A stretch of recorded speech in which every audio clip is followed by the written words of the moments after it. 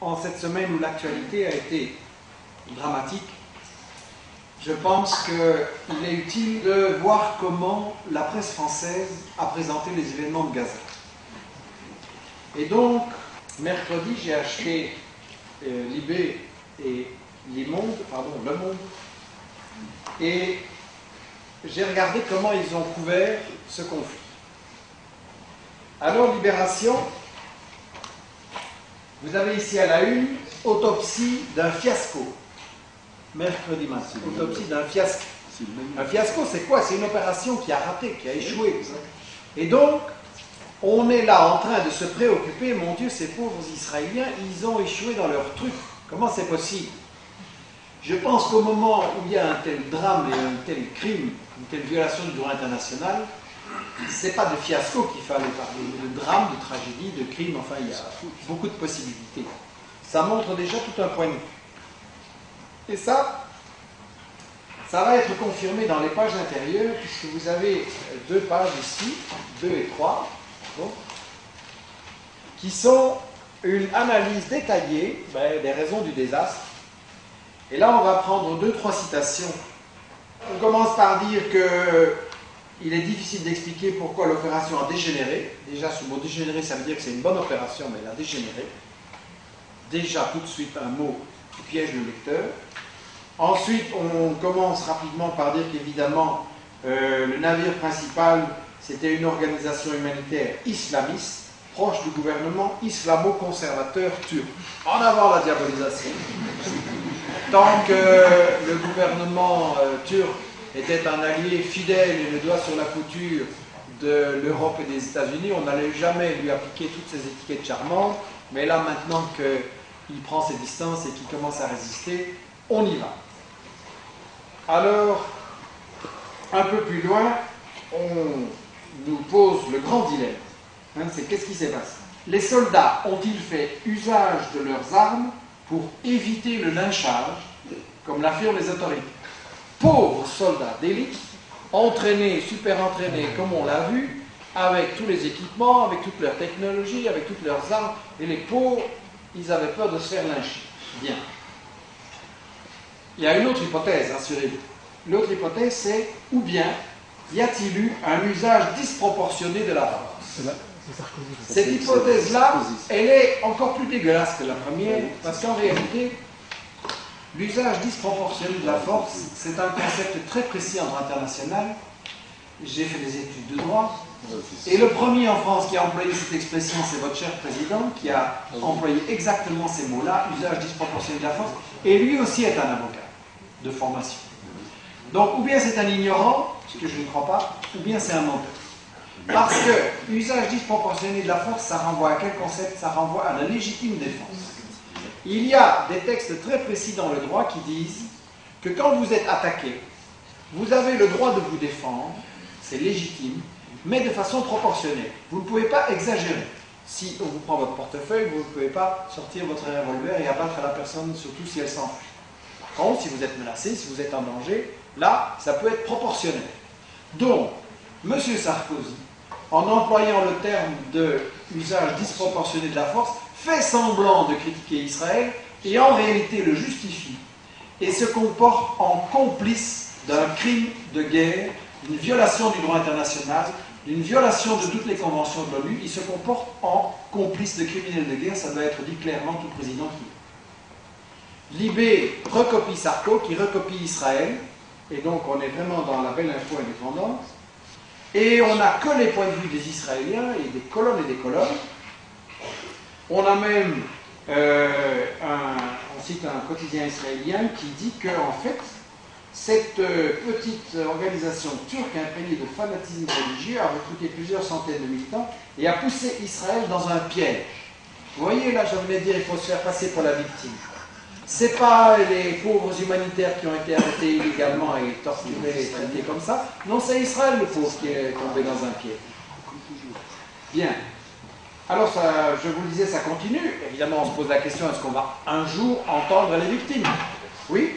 Après 138 lignes consacrées à la version israélienne, vous avez 6 lignes qui vont donner la parole à la porte-parole du mouvement Free Gaza, qui annonce que oui, nous allons continuer à envoyer des bateaux pour maintenir la pression. Et c'est tout. Sa version sur les événements, etc. Non, non, on s'en fiche. La version d'Israël nous suffit. Bien. Et puis, ça continue.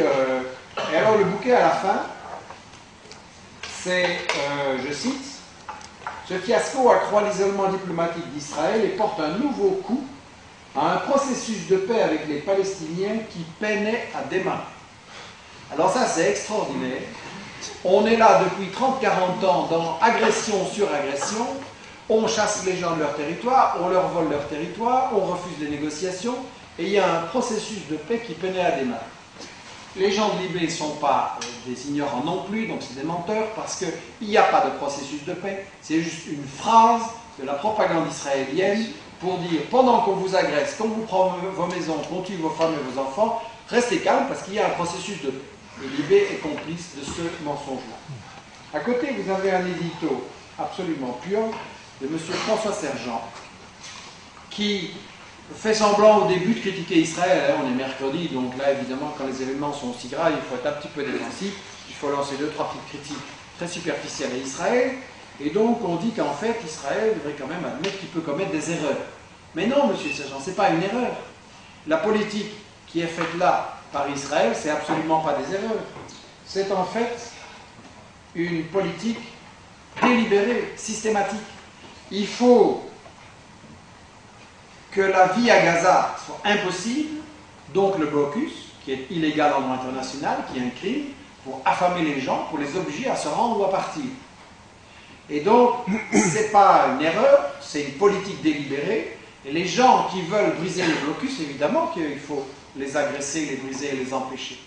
Et pour bien montrer à M. Sergent, qui ferait bien de lire, excusez-moi, les dirigeants sionistes eux-mêmes, qui nous ont dit des choses très très intéressantes, en 1937, M. Ben Gourion, qui va être le premier ministre d'Israël, déclare « Nous devrons expulser les Arabes et prendre leur place. » C'est quand même clair.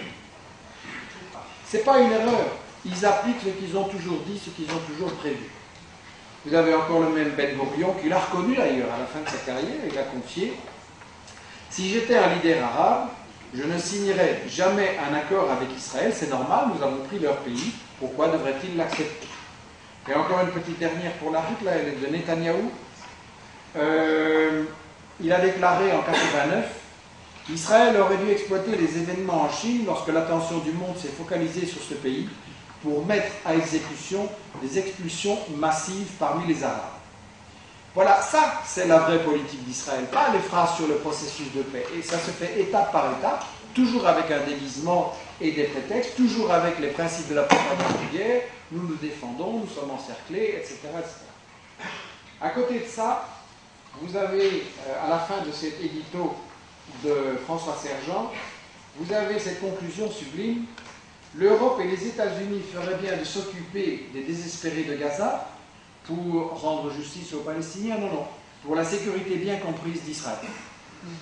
Donc, là, on voit vraiment que ce torchon, il n'y a pas d'autre mot, est en fait un journal qui adopte entièrement le point de vue colonialiste et le point de vue sioniste des dirigeants d'Israël. On est dans le point de vue du colonialisme, là. Il n'y a même pas un semblant de poids de mesure, on va écouter les deux avis, on va vous les donner. On est carrément dans un journal colonialiste. Bien entendu, dans les pages qui suivent, ça continue. Il y a évidemment tout petit récit des humanitaires, mais bien après tout ce qui vient de passer. À la fin, il y a le point de vue de l'humanitaire français. Mais alors, pour bien rattraper tout ça, à côté, on vous met une page entière sur Al-Qaïda pour que tout le monde comprenne bien de quoi il s'agit. Dans Le Monde, le titre est un petit peu meilleur. L'assaut meurtrier contre la flottille humanitaire renforce l'isolement d'Israël. Mais dès qu'on va voir les articles, c'est du même tonneau. Ça commence avec une photo très impressionnante. Pour les premiers rangs, vous pouvez peut-être la voir, vous l'avez déjà vue. Et là, application du principe, la diabolisation, flanquer la troupe. Et vous avez une photo, fournie bien sûr par l'armée israélienne, quand même mise en scène par l'armée israélienne. Et ça vous montre le matériel saisi à bord du fameux navire. Et sur la photo, vous voyez toute une série d'armes de destruction massive abominables. Vous avez évidemment un kéfier, pour qu'on voit bien qui sont les terroristes. Et à côté de ça, vous avez eh bien des choses totalement